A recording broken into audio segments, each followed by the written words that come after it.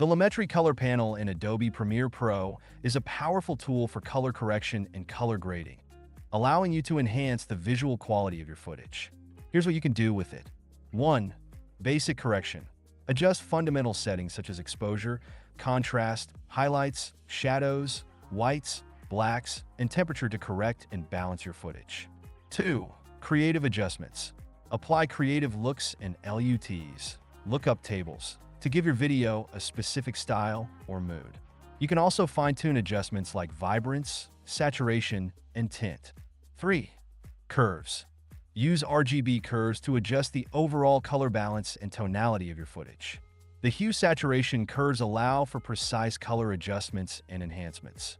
4. Color wheels and match. Adjust midtones, highlights, and shadows using color wheels. The color match feature allows you to match the color between different clips for a consistent look. 5. HSL secondary.